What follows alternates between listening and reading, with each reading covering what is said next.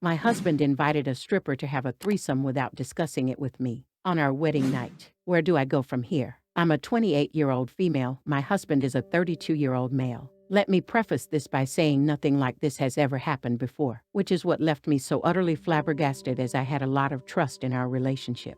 My husband, we'll call him Steve, and I planned to get married in Vegas with an entourage last year, but due to COVID we got courthouse married last year and did our wedding in Vegas this year for our 1-year anniversary. We like to have fun, so our Vegas plans did include hitting a strip club.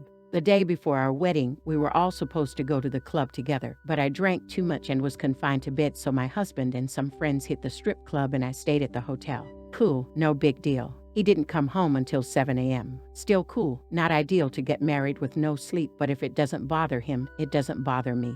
He gets home and starts talking about 2 strippers he met. One who wants to come to our wedding, we'll call her Stella. She told him she didn't want to be weird and she had a boyfriend, but our wedding sounded cool and she wanted to come. Again, cool. We had the room as it wasn't a formal wedding, and what's a Vegas wedding without a stripper from the night before? Then he tells me about the other stripper, who he thinks wanted to have a threesome with us because she said his wife sounded hot and he invited her to the wedding also. I didn't really say much to that. He's mentioned wanting to have a threesome before and it has never been off the table, but we have only really discussed it briefly and vaguely, like we might do that someday. He also got both of their numbers to send them the wedding info, but that is where things start to go downhill. For a majority of the time leading up to the wedding, he is talking about how he really thinks they're going to show up and he can't believe strippers are coming to our wedding. Like he talked about almost nothing else. Not the greatest vibe for a bride on her wedding day who is expecting to be her husband's main focus. But it didn't bother me much at the time because I assumed he was just excited and maybe a little high on Vegas. Wedding time rolls around and Stella actually shows. She's gorgeous and sweet, and we decide we might visit her at the club later that night since I missed out the night before and was a little bummed.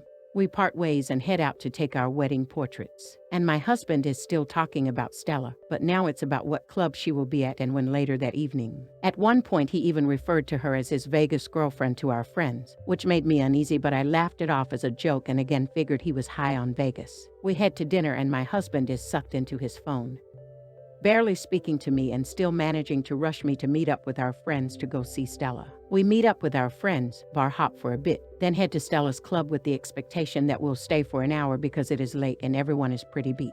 We get there, and after about 10 minutes Stella comes over to hang out. Steve wants to get a couple's lap dance. I tell him I don't want to, but to go without me, I would prefer to sit back and tip the girls dancing on the pole, as I am very sober and at this point feeling a little awkward as my husband seems very into Stella. After several minutes of being talked into it by Stella and Steve, I uncomfortably agree and we head back. The dance starts and I'm that person that doesn't know what to do with my hands and I'm waiting for it to end. Stella tries her best to make me feel at ease, joking and complimenting me, but it just makes me feel more awkward. Well, that and Steve asking me more than once why I'm being awkward. After several minutes I leave before the dance is over but tell them to finish.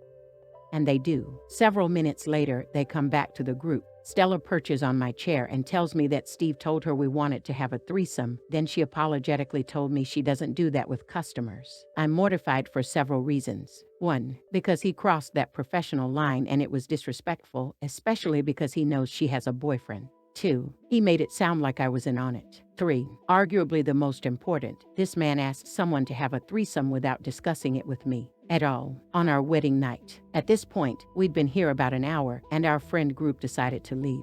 All of us, except for my husband. He opted to stay at the strip club alone with the girl who just shot him down for a threesome, while all of his friends and his wife went back to the hotel. To be fair, he did ask me if it was okay and I said it was because at this point I don't have it in me to explain to this man all the ways he has disrespected me. He gets home an hour or two later and asks me if I'm mad and I unleash on him, but I don't get far before he cuts me off by continuously saying, "I'm sorry, I'm an asshole," until I stop even trying to talk about it. We go to bed and in the morning he tells me he apologized to Stella and deleted her contact info. We leave for our 5-day honeymoon and don't discuss it again, except for once when he informs me that Stella appreciated the apology but said it wasn't necessary, and that she wants us to come to see her next time we're in Vegas. Great. I spent our honeymoon either stoned, not a healthy crutch, I know, but it was the only thing that made it bearable, which allowed me to occasionally forget the incident. or silently fuming, wondering if I was overreacting, afraid to go off if this wasn't actually as big of a deal as I thought it was, because he obviously didn't think it was. He asked me multiple times if I was okay, and every time I gave a half-hearted fine. We returned home and I told my best friend the story, because I needed to talk to someone about it, and I needed her to tell me if all of the concerns were in my head and I was overreacting. She confirmed that my concerns were valid, I was not overreacting. That night I confronted my husband and actually got to speak. When I finished, he apologized. He said he thought a threesome was what I wanted because I was excited when he brought it up earlier that day. He said he knew he fucked up but didn't bring it up sooner because he thought I wanted to wait until after vacation to discuss it. Right, why wouldn't I want this to hang over our vacation like a rain cloud instead of working through it?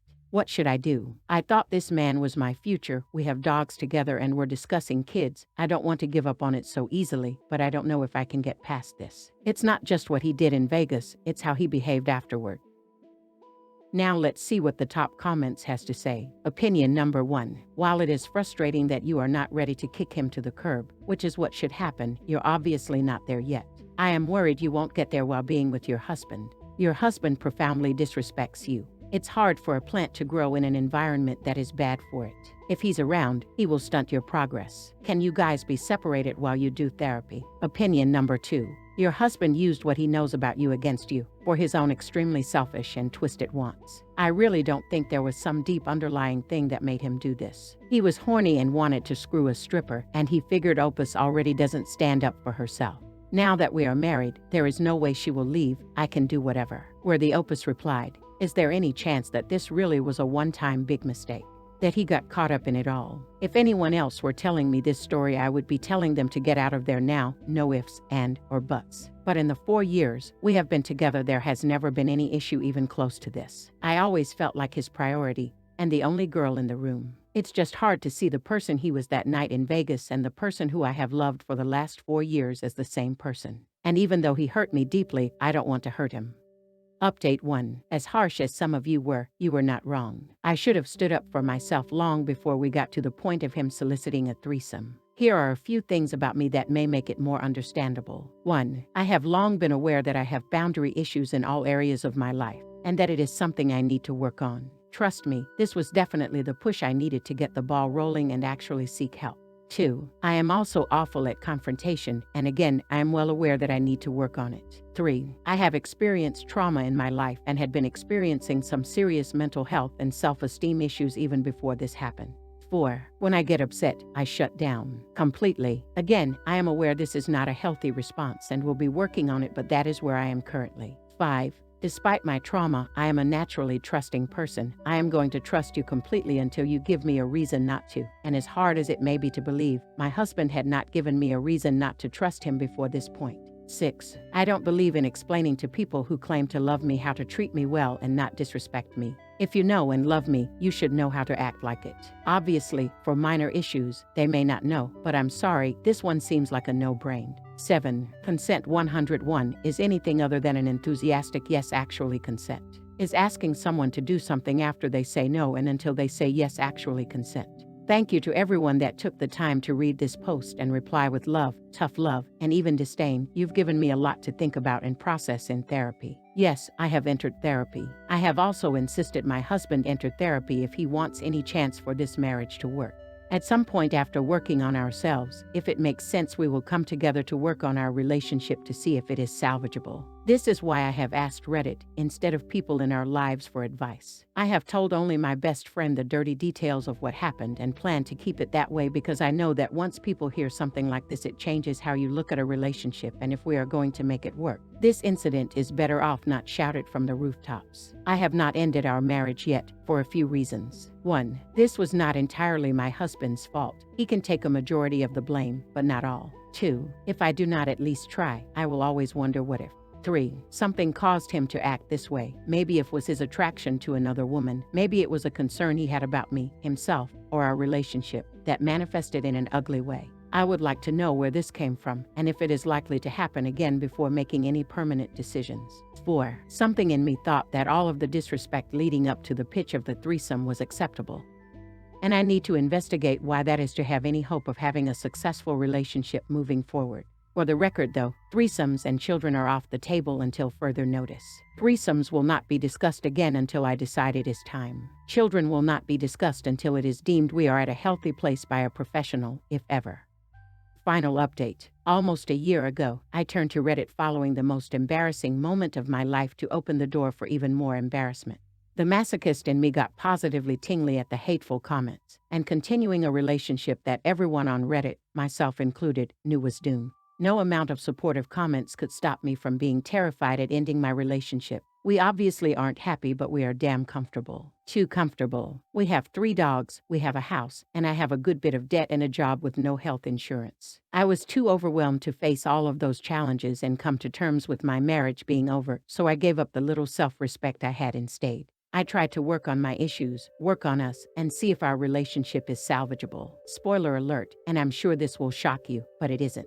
There is just no shaking the feeling that he just doesn't really care about me, beyond what I represent about him to other people. He's happy to sing my praises about being his pretty, cool, laid-back wife to anyone who will listen. Except me. To me, he is almost exclusively critical. I pretty much always feel I am failing. We have rarely had sex, and when we did, it felt selfish and disconnected. He loves being a romantic for the sake of a story to tell, but you won't catch him caring about my needs unless I'm blowing up and demanding, and then suddenly there's a sense of urgency. He was all ready to do couples counseling after Vegas to save our marriage until I stopped being actively mad all the time. We never made it to a single session. The one time I worked up the nerve to bring it up, he changed the subject as soon as he could, and we haven't discussed it since. When I decided to stay, I told myself I would give it a year. If I wasn't happy and felt like we were making progress, then I was done. Our anniversary is in just over 2 weeks, and I am no more ready than I was to face the challenges this will bring, but a deal is a deal. So here I am, asking for encouragement and advice, especially if you know anything about divorce and public attorney, because that shit is overwhelming. Now let's see what the community has to say on this whole ordeal. Opinion number 1 says, what makes this the most embarrassing is that Stella very clearly was giving OP a massive heads up that her new husband had been incredibly inappropriate with her. It was a proper subtle, woman to woman, your man is arranging threesomes and other inappropriate things behind your back. When other women are talking like that about your husband, it's time to pack it up, baby girl. Opinion number 2 says, Opus's husband sounds self-centered and is using her to fill what he views as the role his of wife, rather than offering a genuinely caring, loving, two-way relationship. Not at all a healthy relationship or happy life for OP. Possibly as soon as they were married, he felt he did not need to put in any more effort as he had wooed her to be his wife. And that is why he might not have behaved so blatantly disrespectfully before. Also, this might be the occasion that has opened Opus's eyes, and she had not previously noticed his selfishness. It is good that OP is realizing this about him now and is preparing to leave rather than wasting years of her life with him. Hopefully, the benefit of this failing marriage is that she will grow stronger in her boundaries. I really hope she does leave and eventually ends up with the right person next time. Opinion number 3 says, except that this guy is really good at playing the part until they've got you locked down. It's very common for them to be the ideal partner for years and do an utter 180 when you move in together, B, get married, or C, get pregnant. Whatever point they feel they've got you locked down enough that you can't leave, that's when the true colors show. They can seem like better partners than genuinely good partners right up until the big reveal, because it's selfish and calculated from the beginning. Actively pretending to be a good partner and actively hiding any red flags will generally look better than anyone genuinely trying to be a good partner. 0 red flags in a relationship are one of my red flags, honestly. Everyone is human and has flaws. If you're not seeing any flaws within a year, then he's hiding them and not being genuine, and that's a flag for it being far worse once you're trapped than seeing red flags you can address together as you build your relationship. Honestly, I really feel for OP myself. As someone with trauma and who also has had difficulty with confrontation in the past, I can't say I would have reacted all that differently. Thankfully, I'm at a place where I do not shy away from standing up for myself. It seems like OP has gotten to a similar place. I'm super glad OP has gotten her self-confidence to at least a manageable place where she knows the best move for her would be to divorce him. He had completely walked all over her boundaries, and who knows how long he had been doing it or how long she had been acquiescing to his pressures. I wonder what has happened in the past that she can now recognize. How about you guys? What do you think? Would you have done the same as the OP on that situation? Was the revenge justified? Leave a comment down below, and maybe subscribe and leave a like. It will help my channel a lot and motivate me to make more for you. Thanks for listening.